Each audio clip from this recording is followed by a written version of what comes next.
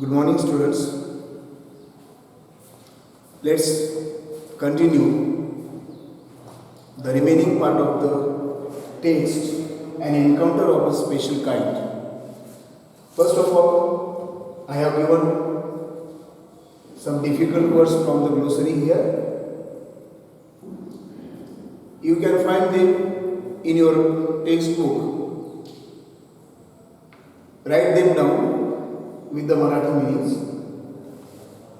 And now see the text at page number 10. Para number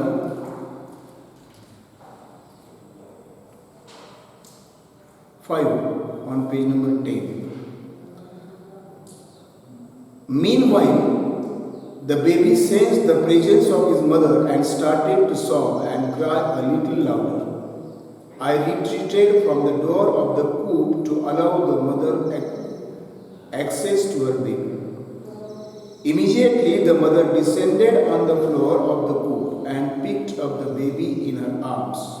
She gave the baby a thorough body inspection to check his injuries and then cuddled him tightly in her bosom. The baby found great solace in her caring arms. The mother sat still with the baby in her lap for a few minutes. It was almost as if she was pondering over her options and trying to figure out how she could keep the baby safe from further assault. For a few seconds, the mother Langur looked straight into my eyes. Even today, I cannot forget that look in her eyes, showering silent gratitude on me for saving her child. I was overwhelmed by the emotion, the sentiment, and the way she said thanks to me. There sat a universal mother holding a stricken child in her lap. Then, in a flash, she jumped with her baby clinging to her belly and reached our kitchen room.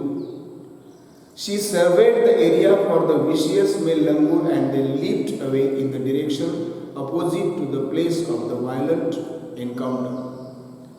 The brief meeting with the mother and the baby langur convinced me that interspecies communication and mutual trust is indeed a reality, and should anyone strike the right chord, the relationship hums into action.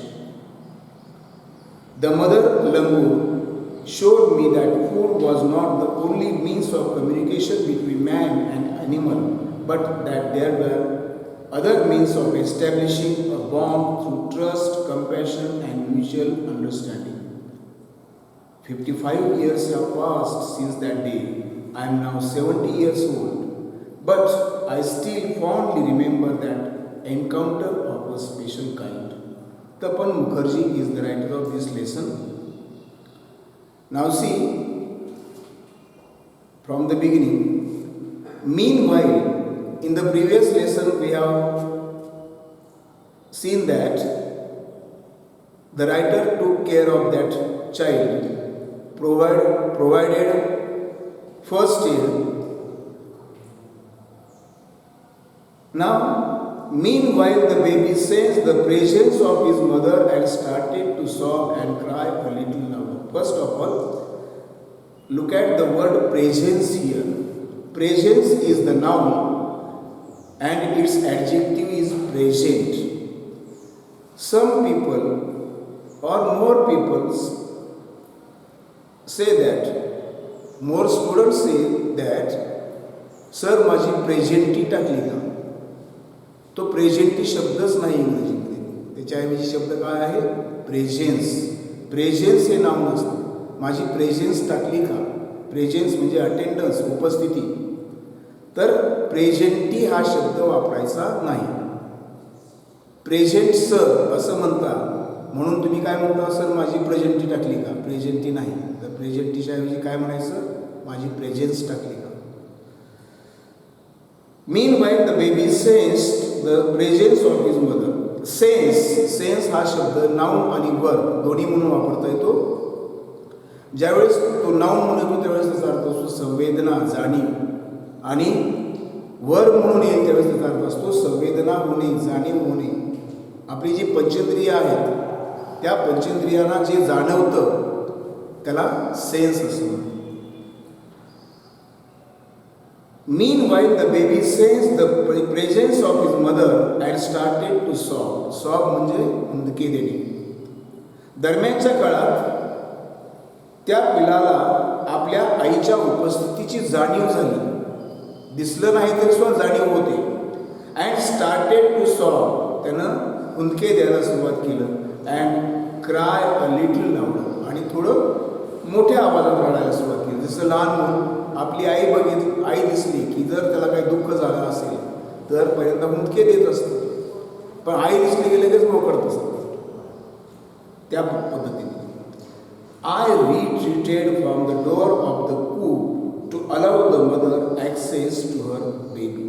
Access म्हणजे संधी असणे. Retreat म्हणजे माघार घेणे, पाऊल मागे घेणे. I retreated from the door of the coop. मी त्या खुराड्याच्या दरवाजातून माझे पाऊल मागे घेतले. कशासाठी? To allow the mother access to her baby. जेणेकरून त्या आईला आपल्या मुलापर्यंत पोहोचता यावं यासाठी. Immediately the mother descended on the floor of the coop and picked up the baby in her arms. ताबडतोब मी मागं सरकल्याबरोबर ती आई जमिनीवर खाली उतरली, खुराड्याच्या जमिनीवर उतरली. And picked up the baby in her arms. आणि आपल्या पिलाला तिनं आपल्या बाहूमध्ये घेतलं. She gave the baby a thorough body inspection to check his injuries. Thorough, not thorough. याचा उच्चार थॉरो करायचा नाही, याचा उच्चार THOROUG याचा उच्चार काय करायचा? Thorough. She gave the baby a thorough body inspection to check his injuries. आणि आपल्या पिलाला झालेल्या ज्या जखमा आहेत त्या जखमा तपासण्यास तिनं संपूर्ण शरीरावरील जखमा तिनं तपासल्या. And then cuddled him tightly in her bosom. आणि त्याला आपल्या छातीशी घट्ट कवटाळलं. कडल म्हणजे घट्ट जवळ घेणे, घट्ट पकडणे. बोझम म्हणजे छाती, आपल्या छातीशी कवटाळलं. The baby found great solace in her caring arms. मग आपली काळजी घेणाऱ्या त्या बाहूमध्ये त्या पिलाला प्रचंड असं आत्मिक समाधान मिळालं. The mother sat still with the baby in her lap for a few minutes. आपल्या पिलाला तसंच घेऊन ती काही मिनिटे तशीच बसून राहिली. It was almost as if she was pondering over her options. कशासाठी बसून राहिली? जणू काही ती काही पर्यायांचा विचार करत होती. पॉन्डर म्हणजे खोल विचार करणे, गहन विचार करत होती. कशाचा? And trying to figure out how she could keep the baby safe from further assault. त्या मोठ्या वानराचा पुढे होऊ पाहणारा हल्ला, आपल्या मुलावर होऊ पाहणारा हल्ला, याच्यापासून त्याला सुरक्षित कसं ठेवता येईल याच्यासाठीच्या वेगवेगळ्या मार्गावरती विचार करत होती. For a few seconds the mother langur looked straight into my eyes. काही सेकंदांसाठी त्या माता वानरीने माझ्या डोळ्यामध्ये सरळ पाहिलं, थेट पाहिलं. Even today I cannot forget that look in her eyes. आणि आज देखील मला तिच्या त्या डोळ्यामध्ये जी दृष्टी होती, जी नजर होती, ती मी विसरू शकत नाही. कशी होती? Showering silent gratitude on me for saving her child. तिच्या मुलाला वाचवल्याबद्दल माझ्यावर शांतपणे कृतज्ञतेची बरसात करणारी तिची नजर होती. ती मी कधीही विसरू शकत नाही. I was overwhelmed by the emotion, the sentiment and the way she said thanks to me. आणि ज्या प्रकारे, ज्या मार्गाने तिनं माझे आभार मानले त्यामुळं तिनं ज्या आपल्या ज्या व्यक्त केल्या त्यामुळे मी भारावून गेलो होतो. There sat a universal mother. तिथं एक विश्वव्यापी माता बसली होती. कशी? Holding a stricken child in her lap. प्रचंड आघात झालेलं मूल, ज्याला खूप मारलं गेलंय, जोडलं गेलंय, अशा मुलाला आपल्या मांडीवर घेऊन तिथं ती एक विश्वव्यापी माता बसली होती. देन इन अ फ्लॅश, नंतर एका झटक्यात she jumped with her baby clinching to her belly. Clinch म्हणजे बिलगवून. आपल्या बेली म्हणजे पोट, आपल्या पोटाला आपल्या पिलाला बिलगवून घेत तिनं उडी घेतली. And reached our kitchen room, आणि आमच्या स्वयंपाकघराच्या छतावर चढली. She surveyed the area for the vicious male lover. After that what did she do? त्यानंतर तिनं संपूर्ण परिसराचं सर्वेक्षण केलं. म्हणजे आजूबाजूला सगळीकडे पाहिलं. कशासाठी?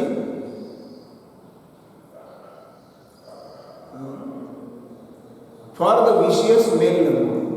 तो नर वानर, दुष्ट असा नर वानर, विशियस म्हणजे दुष्ट नर वानर कुठं दिसतोय का हे पाहण्यासाठी संपूर्ण परिसरात नजर फिरवली. And they lift away in the direction opposite to the place of the violent encounter. आणि ज्या ठिकाणी ती हिंसक आकस्मिक भेट झालेली होती त्या ठिकाणापाच्या विरुद्ध दिशेने ती झेपावत गेली.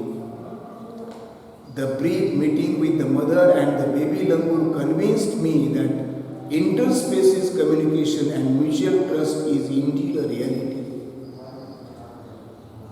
ती माता आणि ते पिलू, माता वानरी आणि तिचं ते पिलू यांच्याशी झालेली ती माझी जी संक्षिप्त छोटीशी भेट होती, त्या भेटीनं माझी खात्री पटवली की आंतरप्रजातीय संवाद आणि परस्पर विश्वास ही एक खरोखरच वास्तविकता आहे.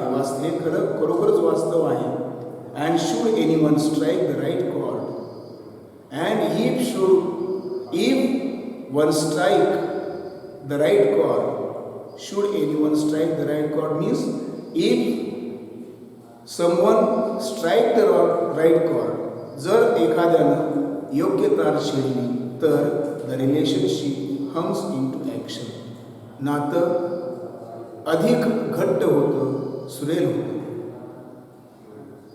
The mother langur showed me that food was not the only means of communication between man and animal. मानव आणि प्राणी यांच्यामध्ये संवाद साधण्याचं फक्त अन्न हेच साधन आहे असं नाही, तर हे त्या माता वानरीने मला दाखवून दिलं की मानव आणि प्राणी, the mother langur showed me, माता वानरीने मला दाखवून दिलं की food was not the only means of communication between man and animal. मानव आणि प्राणी यांच्यामध्ये संवादाचं अन्न हेच एकमेव साधन नाही, तर अर्थ तर घ्यायचं आहे तर there were other means of establishing a bond.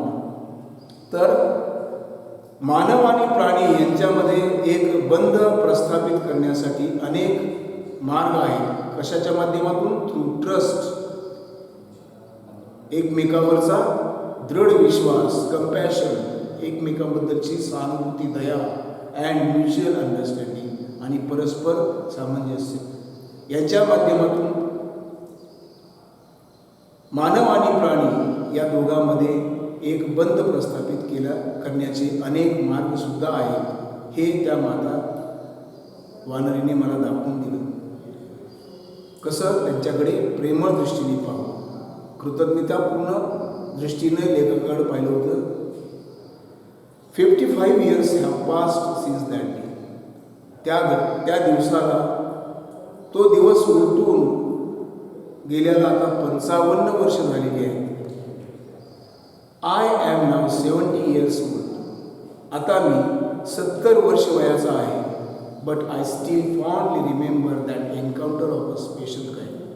पण मला अजूनही ती विशिष्ट प्रकारची अचानक पडलेली गाठ अजूनही मी ती आवडीने आठवत असतो, स्मरण करत असतो. नाव C, I want to tell you there some words. Forget. Forget चा उच्चार forget. Past tense असतो forgot आणि तिसरं रूप असते forgotten. There is a at the left side of the page at page number 10 there are words given with their meanings, but there are some words and they have told you to guess the meaning of. These words are shaky,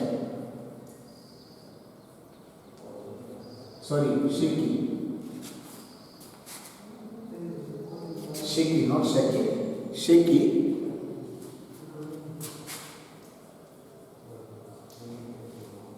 uncanny,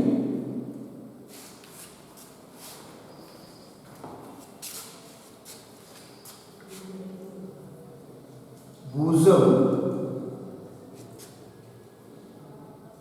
and welcome.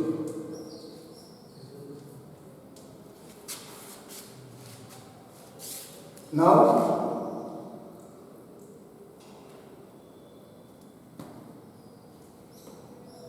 guess the meanings of these 4 words and try to write them down.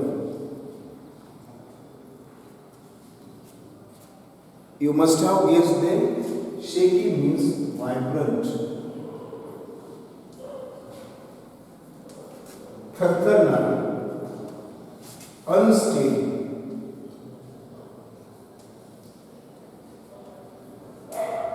Astir, uncanny means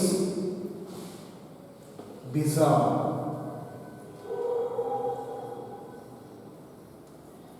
Kinky, विचित्र. शेकीचा अर्थ बघा, थरथरणारा, अस्थिर. अनकॅनीचा अर्थ bizarre, kinky, विचित्र, विलक्षण. bosom means chest, छाती. And welled up means filled with. डबडबणे, Bharane. Okay, for today now we have completed the text. Tomorrow in the next period we will see some activities given in English workshop. Thank you for listening me carefully, watching me carefully, and have a good day today. Thank you.